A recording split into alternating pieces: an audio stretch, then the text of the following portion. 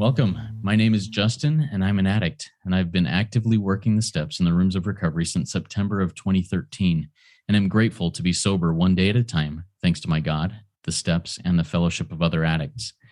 RECO12 is an organization with the mission of learning and sharing the similarities of addiction of all kinds, and gaining and sharing tools and hope from others who are walking a similar path. Speakers from our past meetings have represented many fellowships and identify with addictions with such variety as alcoholism, drugs, food, sex, gambling, theft, just to name a few. Each Friday at noon Central Time, we hold a live lunch hour speaker meeting with a recovering addict from anywhere on earth, pertaining to any or no faith tradition, and with any background, who shares their experience, strength, and hope on a specified recovery topic of their choice. They share for 20 to 25 minutes on that topic, and then we, the live audience, get the opportunity to ask questions of that speaker for another 20 to 25 minutes. Before I introduce our guest speaker for today, I have a quick and exciting update to the 12-week series that RECO12 is starting and doing on each of the 12 steps of recovery, and that starts on March 4th. We have now filled every step with great speakers. Thank you all for your willingness to either share yourselves or refer me to someone who would be a great speaker on a particular step. It should be a great 3 months of meetings to introduce or reinforce the importance and power of each of the steps of recovery. Donations and podcast ratings and reviews are greatly appreciated, and details on doing that will be in the chat of the live meeting and in the show notes of the podcast. We received a new review this week from a listener who says, quote, RECO12 books excellent guests for the show. Not only do they have solid recovery, they are a diverse group with different stories and backgrounds. I highly recommend this show as a no-nonsense recovery booster. Thanks so much for those kind words and for your review and five-star rating. If you are listening and also feel that RECO12 is of value, please consider rating and reviewing the podcast in Apple Podcasts or wherever you listen. It's a great way to help get the message out to more addicts who suffer and are seeking tools for recovery. Thanks to you listeners, this podcast has now been listened to, and this is crazy to me, over 37,000 times in 88 countries around the world. And more than 20% of those listeners are outside of North America. That's so cool. I'm so grateful for that. Thank you all. We look forward each week to receiving the light reflected from our speakers. That light inspires hope, meaning, worth, and growth in us, the listening audience. Now, let's introduce our guest speaker for the 89th RECO12 meeting, Cheryl S., whose topic today is Humiliation to Humility, Phase 2 Recovery. Here's a little bit about Cheryl. She often says Slowbriety. She is 26 years in recovery. Her great dependency on human aid was killing her. It took on the form of para-alcoholism and codependency. She made it to Al-anon, and after many years there, went on to several other 12-step fellowships, Overeaters Anonymous, Food Addicts Anonymous, and Debtors Anonymous. These fellowships helped. However, she had lots of information with very little transformation. After reading an article published by Bill W. in 1958 called The Next Frontier, Emotional Sobriety, she arrived at the door of Adult Children of Alcoholics, ACA. This is where her life started to take on a new meaning. She can honestly say that she is coming to a state of consciousness, awakened spiritually. Step 2 is not that I am crazy or insane, rather the Latin term Sanitey. I'm going to guess that's how I pronounce it. The condition of having a healthy mind. Take it away, Cheryl. The floor is yours. Right. Thank you, Justin, so much. Oh, yeah. I'm going to talk a little bit about Sanitey. Yeah. Thank you so much for this platform, Justin. I am really excited. I'm a little nervous. Ego, she's been having her field day this week. Me and my sponsor, Nikki, we sort of had it out because of ego. And everybody knows how ego works. Self-will run riot. And she kindly reminded me that I'm here for God. I'm the vessel. Calm down. So yes, I'm Cheryl S. And I'm a grateful member of a worldwide fellowship. And I'm so grateful. After 26 years, I came through the doors of Al-anon. I moved through the ranks, OA, FA, DA, ACA, SLAW, and here I am, spiritual gangsters on the wall behind me. And Yeah, I want to give a shout out to Bill W. And in my opinion, he's a wordsmith and a modern day prophet. Um, I want to thank him for giving people like myself freedom. The 36 principles, a way of life, um, the steps that keeps me from suicide, the traditions, homicide, and the concepts, the meeting I attend once a month, genocide. We used to say that in Al-anon. And boy, is that true. And I used to pick up this lady when we used to drive everywhere to our meetings, Jane, and she would just say a few words, each meeting, the same words. Change you must or die you will. I said, this radical, crazy woman. But lo and behold, she had a purpose, and she knew exactly what she was talking about in just those few words. I have a favorite paragraph, and this is one of my all-time. I have many favorite paragraphs in the big book, but it's one of my all-time favorites, and I want to read that. And it comes from the forward to the first edition. Bill W. published in 1939, and in my opinion, this just says it all for me. And I tweaked it to fit me.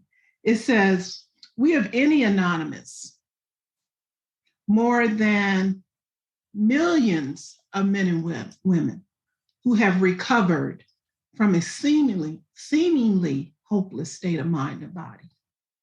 The mind, the obsession, the body, the allergy. To show other addicts precisely how we have recovered is the main purpose of this book. For them, we hope these pages will prove convincing that no further authentication will be necessary. We think this account of our experiences will help everyone, not just you. Everyone, Cheryl, is a very sick person. Everyone to understand the addict better. Many do not comprehend the addict is a very sick person. And besides, we are sure that our way of living has its advantages to all. And I love that so much. I love that paragraph. My greatest fear from day one, over 26 years ago, was my fear of being alone. And my greatest desire was to have this romantic encounter that someone was going to come in and rescue me. And I thought that my mission was to rescue others, but honestly, I was looking for someone to rescue me. And so therefore, in turn, I went out in life and tried to rescue other people and fix other people and control other people to get what I needed. And I needed someone to love me, someone to like me. That's how my para-alcoholism, my codependency looks. That takes me to fearless. I learned in fellowship that fearless is to do a fearless inventory. There's 3. The mother of all inventories, the 4th step. The 10th step, the spot check inventory that I do on a daily basis. And the 11th step nightly review. Those are so very important, and I realize that now. And to do it anyway, to do it afraid. I had to learn how to invite fear in and sit down and have a conversation and not run from it. And so it was my emotional dependency. I thought I would find happiness. I thought I had to try harder and harder and harder, that I had to keep hope alive. And that's how I ventured out into recovery after I had tried everything else, so many other avenues before I got to the rooms of recovery. And so I need to talk about, I came to RECO12 by way of spiritual gangsters, but I need to first talk about ACA and how it led me there. I came to ACA after 20 years of recovery Lot of information, very little transformation. I had a question, and it was wearing me down. And that question was, what's wrong with me? I just couldn't figure out, after all these various fellowships, I was very resentful at my higher power, which was my higher power of my family of origin. I called him an emergency room God. You know, will you please just put a Band-Aid on me and let me go? And that's how I live my life in recovery. And so that piece talks about the humiliation part. Lots of information, very little transformation. And on the big book, in the big book, page 30, it talks about that humiliating state for me, humiliation, pitiful and incomprehensible demoralization. I was knocking at the gates of insanity or death. And this is real, people, because I remember, and I was thinking about this today, I remember at the age of 16 where, I thought, probably would be better if I just took these pills. And I remember throughout my recovery where I would say times like, why am I here? What is my purpose, God? Why am I still living? I never really tried to commit suicide, but I sure had some crazy thoughts in my head. But at 16, I did. I have that threefold disease, the body, the allergy, the mind, the obsession. But the key piece for me is my will. That spirit that, I just wanted to I just knew I could, fix it. I knew I had a God. I didn't bother to read We the Agnostic. I've been reading the big book way before Spiritual Gangsters. I didn't bother to read We the Agnostics because I had a God. I didn't need to read that. So I bypassed that.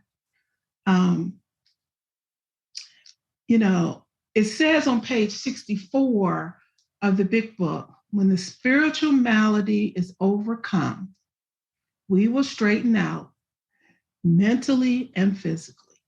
Wow, that's a very powerful statement there. And now I understand it. I'm a multidisciplinary addict. I'm addicted. My addictions look like this. Not substance abuse, process addictions. I'm addicted to people, places, and things. I'm addicted to worry. I'm addicted to fear. I'm addicted to validation. I'm addicted to grandiosity. I'm addicted to love. I'm addicted to men. I'm addicted to food. I'm just compulsive. And, this is how I show up in life. If not for the 12 steps. Here's where the phase 2 process of my recovery started to kickstart. I have a threefold illness.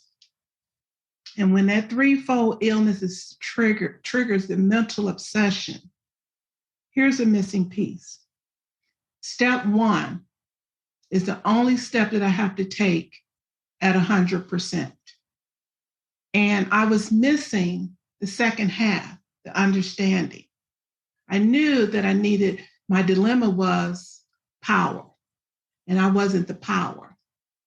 I didn't understand the second half of step 1, which is the unmanageability piece. I was looking at unmanageability externally. My life was unmanageable. Well, hell, everybody's life is unmanageable externally, but I just didn't get it. So how that looked in my life was that, there's something wrong with me.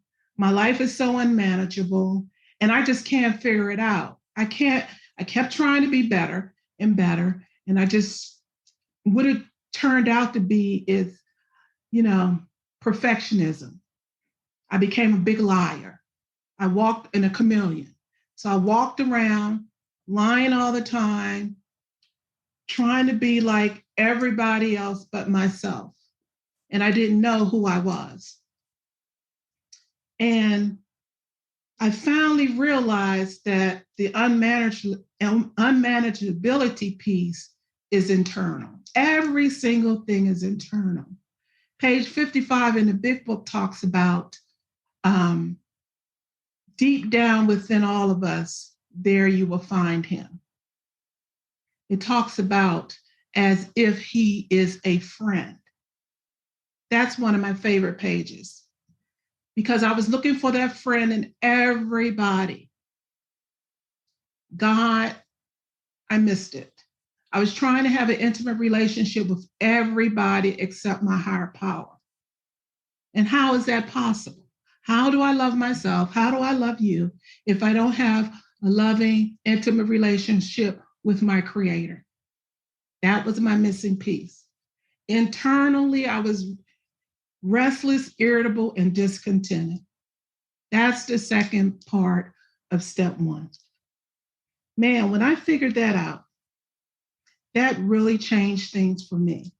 When I figured out just how selfish and self-centered my codependency, my para-alcoholism is, it's a very self-centered, selfish manifestation. It's a disease and it's deadly. So I ventured out and I started to think about, okay, so now what? And it makes me think about, in layman's terms, ego. And just like in step two, let me go back. Okay, so I talked about step one. I want to talk about how step two, I sort of decipher step two. Sanitey. I did not like step two. I didn't even like to say it because I wasn't insane. I liked more so Tony A. See, Bill W. collaborated with Tony A., who wrote the Big Red Book of ACA. It's all there. He's a genius. So I liked Tony A. step two, where it talks about being restored to clarity. But now I love Bill W. step two, the original step two, because being restored to sanity, the Latin term sanitary simply means being restored to health, being restored to sound mind. And I was like, my God. Then I realized that ego,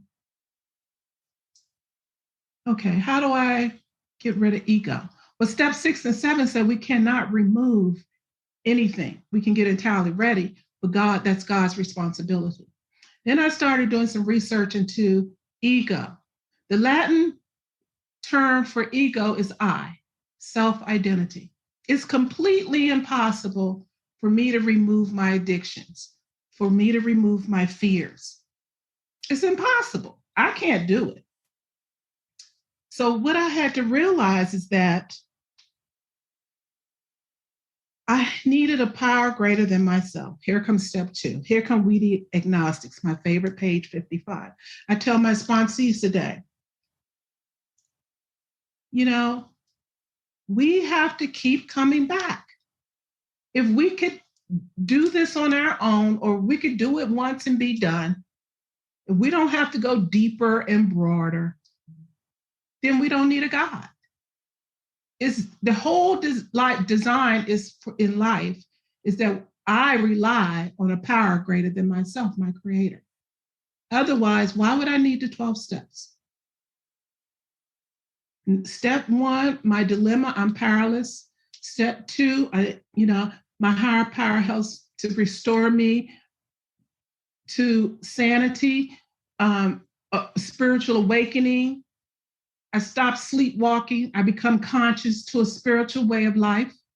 Step 3, I take that commitment.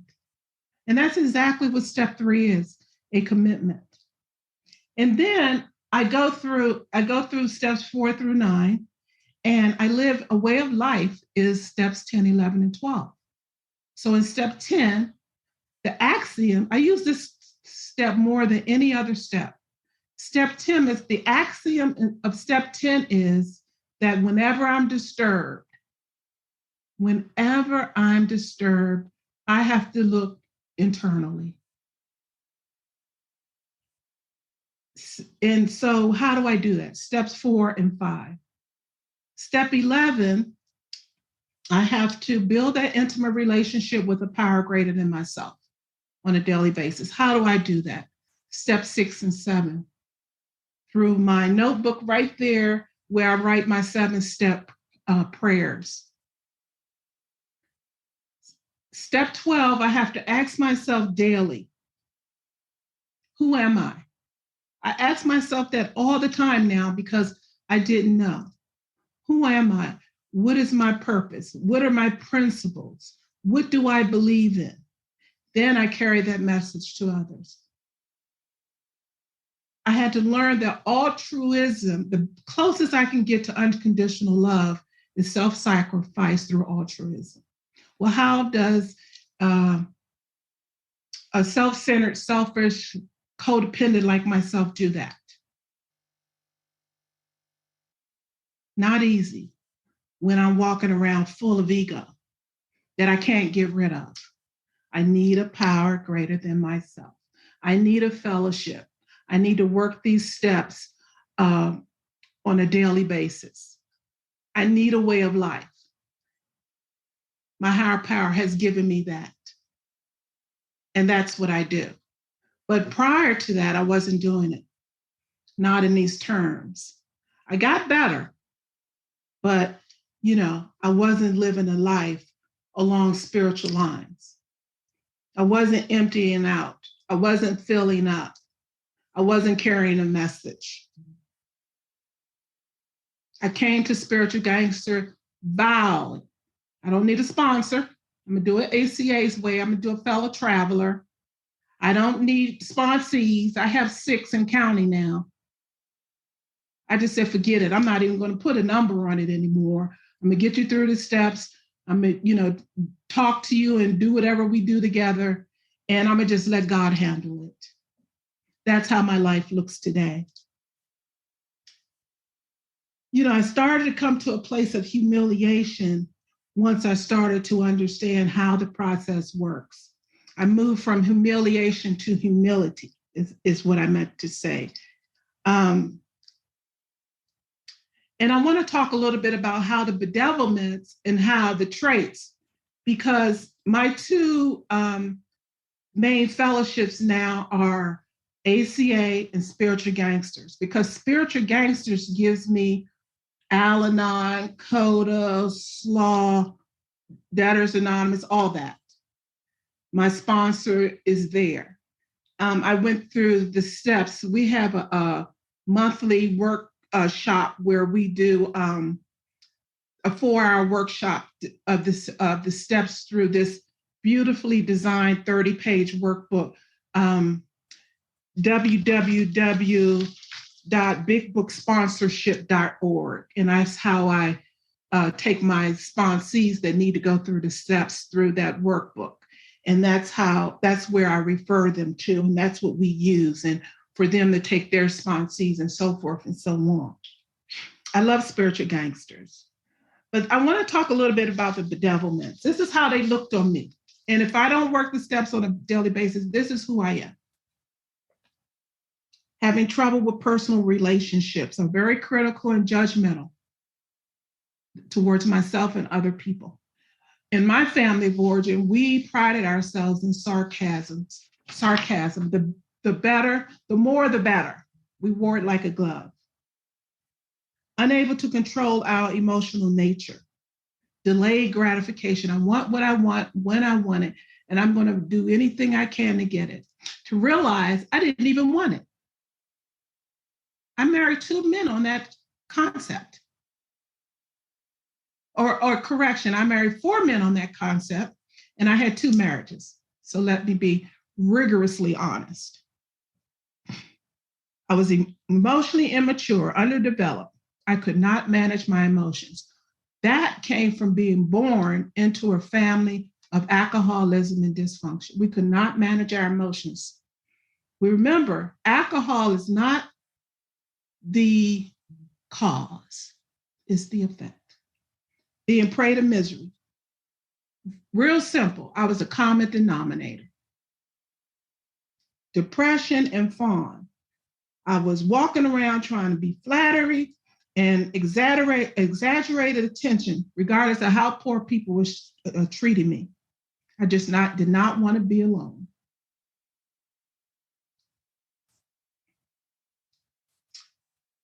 Manipulation. Here's the link. It was the way I was it was a way I thought I was get what I wanted to get. It was actually a way of manipulation. So in essence, I was walking around for all this flattery and exaggerated attention, but it wasn't poor Cheryl. It was a form of manipulation to get what I needed. It wasn't what I wanted. It was what I was needed. I was a dependent personality and I was desperate. Not being able to make a living. I always had a great job. I was irritable, restless, and discontented. Life is supposed to be externally unmanageable, but internally.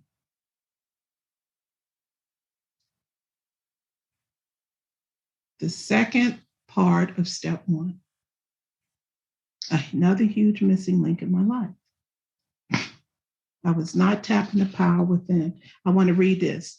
For deep down in every man and woman and child is the fundamental idea of God. It may be obscured by calamity, pop, worship of other things, but in some form or other, it is there. And then I'll go down. We finally saw that faith in God was a part of our makeup, just as much as a feeling we have for a friend. I finally found that friend that I was looking for.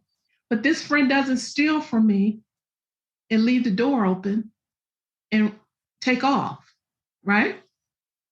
This friend doesn't say, I love you and disappear. Having a feeling of uselessness. My unworthiness syndrome plagued me constantly. This is how I moved towards people. 3 simple ways. I got angry, I people pleased, or I sulked in silence. That's how my relationships looked. Being full of fear, terrified, dependent personality, terrified of abandonment, do anything to hold on to a relationship in order not to experience painful abandonment issues. And I would say, well, I wasn't left on the doorstep, so what is this thing about abandonment? Emotional abandonment. I wasn't left in a corner, but childhood trauma, I didn't get what I really needed. That emotional connection, that spiritual peace. Unhappy, no real help to others. I was not enough. So Lord knows I didn't want to sponsor. Ego was too big. I couldn't let others sponsor me because, of fear of authority figures. And then, as soon as you say the wrong thing to me, I'm going to come out fighting like an attack dog. So I'm going to turn into that authority figure. So it just didn't work. Then I'm going to blame you. Wasn't doing that what is our 10th step axiom? Poor me. Oh my God. And you know what? The greatest lesson in recovery for me today is that, now that I know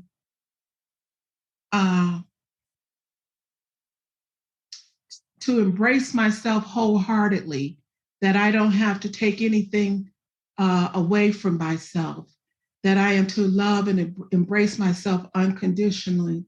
I don't try to be better and better, love better and better. I just try to love myself better. I just show up and I do the steps. God will take care of the rest. I love that. The work is an inside job. My full dependency is on my swag. That's my higher power. I always wanted this swag nigga. Well, I got him. I do my 3 inventories. I require my sponsees to do their 3 inventories. The 4th step, the mother of all the inventories. The more I do it, the deeper and broader it gets. That 10th step, spot check it. Nightly reviews. How did my day go?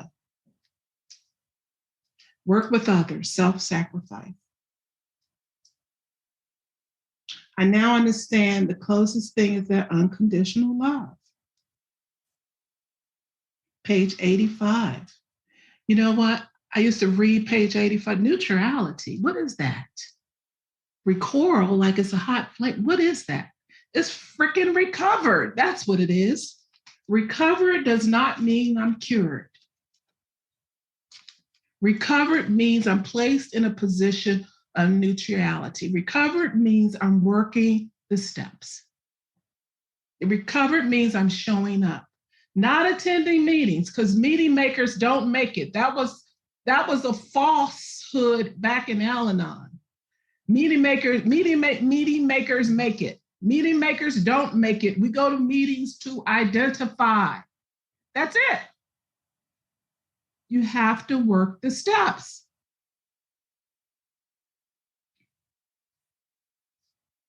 To be placed in a position of neutrality.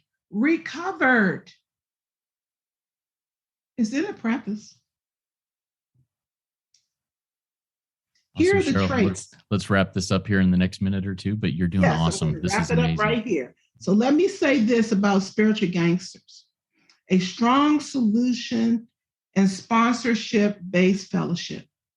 We have several meetings 7 days a week, the monthly workshop, bigbooksponsorship.org. If it wasn't for them, I wouldn't be here today. I want to give a shout out to my sponsor, Nikki Priya, who walked me through the big book. Thank you so much. I want to also say, and I won't have time for the laundry list, but I do want to say this. Today, where I'm at, this family disease has changed my life because I'm breaking a generational curse. My kids, I have 3 girls. My daughter tells me that I'm the most sanest person she knows. My best friend and my cousin, who are my 2 ride or dies. For my best friend for over 40 years. Are connected with a cousin after 4 years. My grandkids are an example of my inner children, my offspring, who are loving and precious. And my recovery partners, who I reach out to a few good recovery partners on a daily basis. I'm so grateful today. So I'll wrap it up there. And I just want to thank you so much again, Justin, for having me here. I could have talked so much more. And I knew that I wasn't going to be able to get it all in. But I want to say God bless you and thank you so much. And thank my audience for the 33 people here that showed up for me today. And I'm ready to take any questions. Awesome. Thank you so much, Cheryl. And we'll definitely have to have you back in the future and have you share a little bit more, because I think your experience, strength, and hope is inspiring. Thank you. All right. Quick reminder to our live audience: if you have questions for Cheryl, please type them in the Q&A link at the bottom of your Zoom window. It looks like 2 speech bubbles over the top of each other. We've had a few questions come in, and I've written down a few here. So we'll get started right on those questions here. The first one that came in from Nikki, our Nikki M, our most famous, as you put there, as your daughter calls you the most famous person you know. Nikki M is our most famous guest speaker here. And she says, Cheryl, yeah, you've been here many years. How do you improve conscious contact after 26 years and still stay enthusiastic?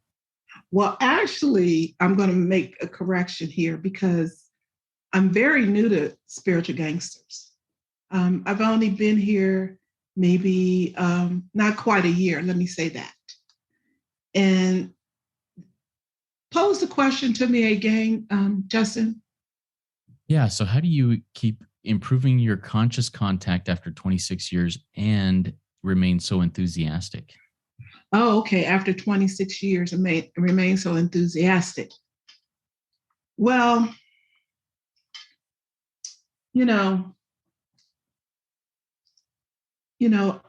I did not, over the 26 years, remain enthusiastic. By the grace of God, I kept coming back because I felt so safe and at home here in the rooms of recovery. other than anywhere else that I tried. And I tried many places and I did many things to try to figure out what was wrong with me. So my enthusiasm is that just connecting with people like myself. It talks about that in the big book. We addicts can, talk to another addict and get that message across like no other. And so, yeah, that's it. Excellent. Thank you very much for that. A question from Yuri, one of our live audience members. It says, amazing speaker. And then he asks, what is Spiritual Gangsters? And I know you've shared a little bit about that, but why don't you kind of dig in there and share what it is, how maybe somebody can find it. And I've got a link here that I'll put in the show notes of the podcast and also in the chat of the meeting. It's in there now, but okay. Where they can find that family of recovery meetings. Tell us a little bit more. Oh yeah, about it. Thank you so much. Okay, so Spiritual Gangsters is a fellowship where we come together and we live according to the big book, the undiluted message. We are a solution-based, sponsorship-based fellowship. And Justin, please definitely post the link because we are in WhatsApp, we're on Zoom, we have meetings daily, 7 days a week throughout the day.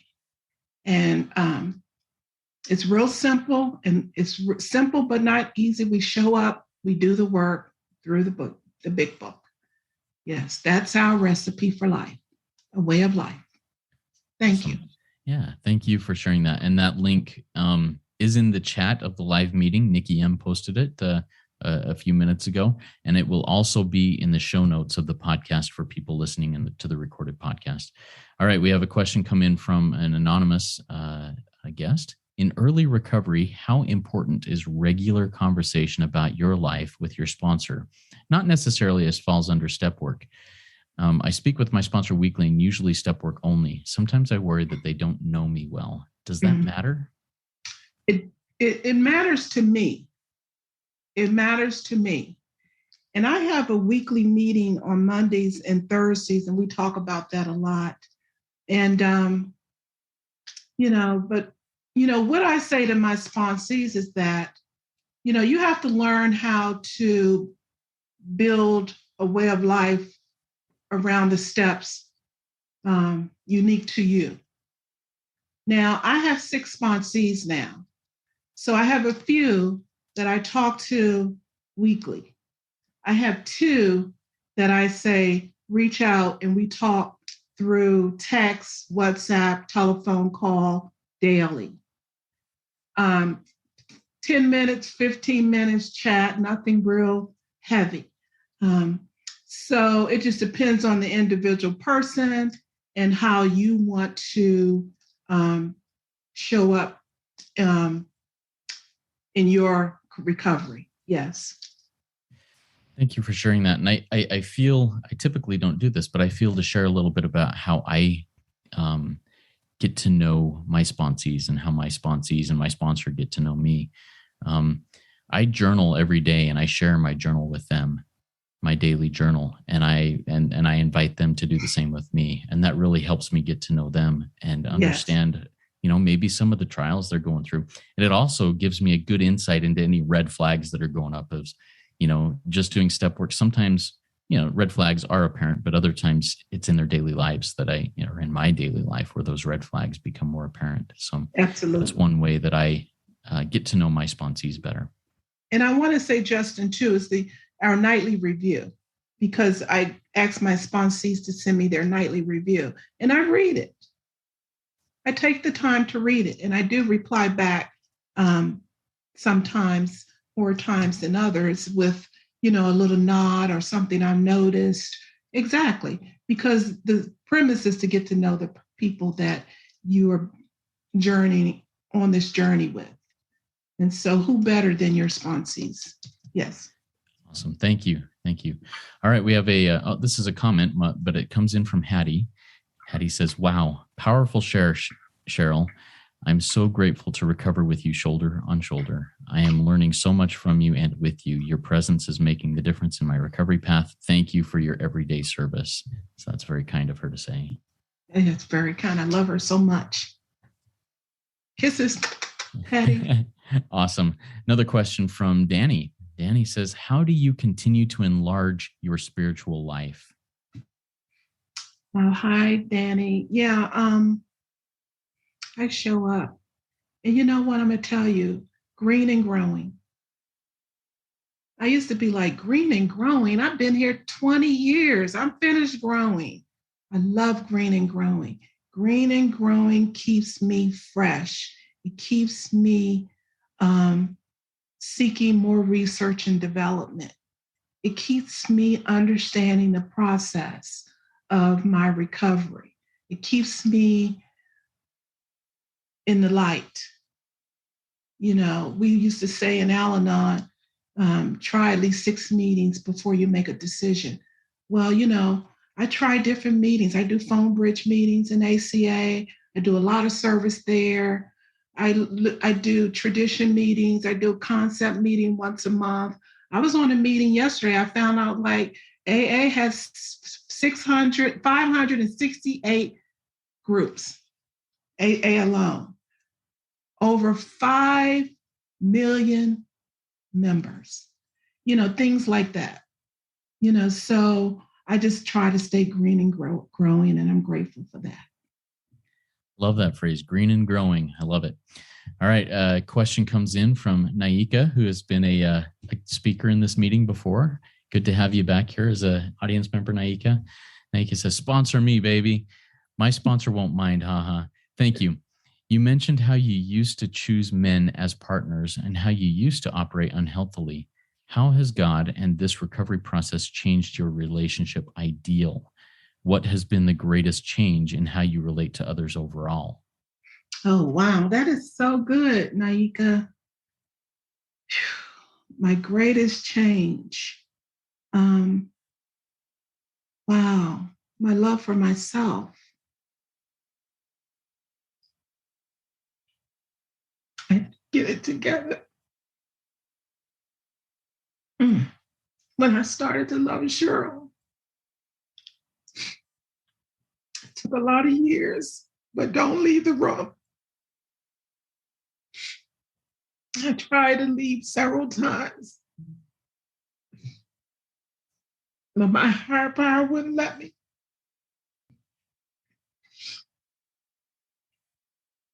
And the transformation started to take place.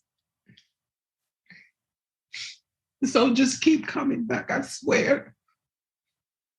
Don't leave before the miracle. Thank you. Thank you. Beautiful. Thank you for sharing that and that emotion. It's my heart. Yeah. And I didn't want to cry. there are so many here that love you, Cheryl. I mean, we have comments coming in like crazy like that. You are loved. Awesome. All right. One more question here from an anonymous member. Do you think it matters who you share your step 10s with? He said, or he or she says, I write them down and don't usually share them. I worry about who will share with my sponsor if my sponsor is not available. What are your thoughts on that? I do. You know, we do have properly appointed authorities. You know, the big book says that. The meetings are not a place to just dump and just pour out your life to end. You do have a sponsor. There's some people that have sponsors that they don't trust. And, you know, you do have sponsees, but, you know, I think it's important to build a healthy network. And I have a healthy network. And I have a healthy network that has been with me through years, from my Al-anon days. I might not talk to on a regular basis, but I can reach out and share with somebody that I trust. And just like with me and Hattie, she's one of my recovery partners. We talk on a daily basis. I trust Hattie. So it's very important who you share, how you share, and what you share, and when you share. Absolutely. I agree fully. And I love how you talked about creating that recovery network. The only way to create that is, well, attend meetings and get to know people there, get their contact information, and then pick up the stink. That's right. And then as I make those contacts and get to know those people, I then get to know who's safe to share my deepest and darkest things with. And that's good. And one thing I want to say real quick before we wrap it up is that I used to go out and try to, I used to get all these numbers and call all these people and then complain and nobody calling me back. And, whoa, poor, it was me. And what's wrong? I remember in OA, I used to complain to my sponsor and she said, well, damn it, if they don't call you back and you can't get your 10 steps done, then create your own fellowship. And I did. I started the 10, 11 steps train that I ran for 3 years in OA, A Vision for You, that's still going on today. So I don't really share that quite often, but I started 10, 11 step train. And so the one thing that I say is that is very important is that, Nikki says it all the time. She created Spiritual Gangsters. You create the fellowship you love. You go out there and you carry the message and, people don't call you back or, God will direct you. So all the people that I thought I wanted this relationship with, I had all these phone numbers and boom, here God sends these 2 other people and we ended up connected for longevity. And also I say this, I said it yesterday, there's a season for everything. People don't come into everybody's not going to come into your life for longevity.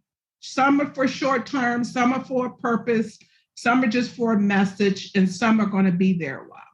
Thank you so much. Awesome. And I agree with that. And I love how Nikki puts it. Go out and create your own 100, just like it says in the big book. We want the 100. Go out and create your own 100. It. And I just thought about, 11-step train. My sponsor said, go out and do it. Yeah, that's beautiful. All right. Before we wrap up, do you have any final words of wisdom for us? Oh my God. Don't leave the rooms. I'm just so grateful that, I wouldn't have a 40-year-long relationship with my best friend if it wasn't for recovery. My daughter wouldn't say, Mom, you're one of the sanest people I know if it wasn't for recovery. I would have left my marriage and I would have abandoned my stepdaughter. I wouldn't have did it the way I did it, looked them in the eye when I left my husband and my stepdaughter is still my baby. I wouldn't have been to that family event that night because I'm detached from my family of origin. And God kept on saying, go, go, go. And I said, no. He said, go, go. I have a 4-year relationship with my cousin, my mother's brother's daughter, his baby. We're like that. We're sisters. That's why he was sending me to that event that night. But if I had to listen to myself, where would I be today? God bless you all. Thank you so much. And before I get to my closing reading, and then we close out with the compassion prayer that we'll get to here in a minute, I'm gonna close this up with a comment from Darren. Darren says, I so appreciate your tears and raw emotion today. I've been trying to figure out self-love with my mind, and I'm now realizing it's in my heart. Thank you for sharing your heart. It's not easy, but it's beautiful. Somebody wanted my number. You can give it to him, Justin. I don't know how. Okay, so what we'll do is I'll have you email me your phone number, and that person can reach out to me via email. So we don't have your phone number out here on in the world. Great.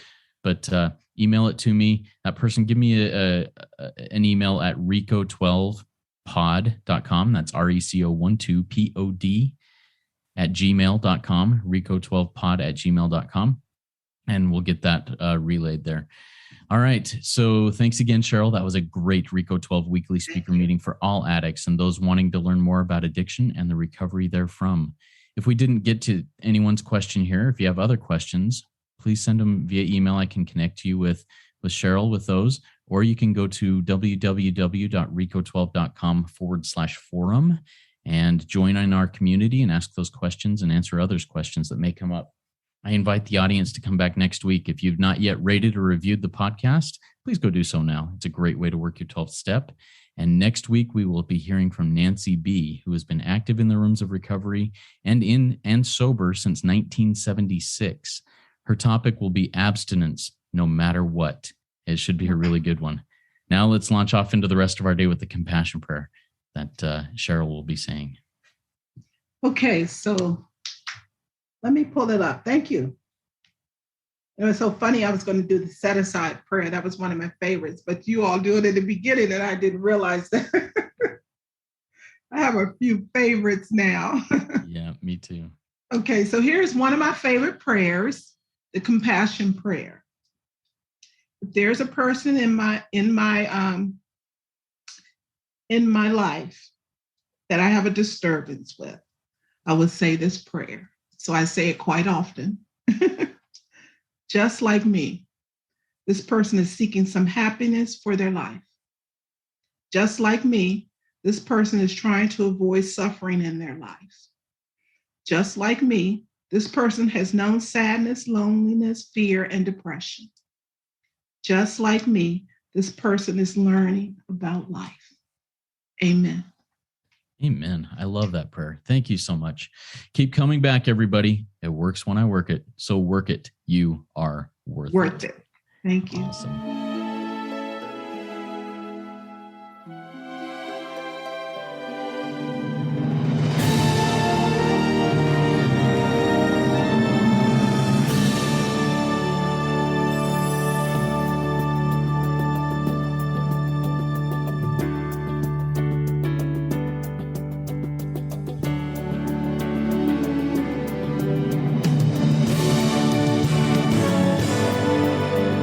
Standing still a moment, carving out this time, reflecting on the landscape of this life of mine.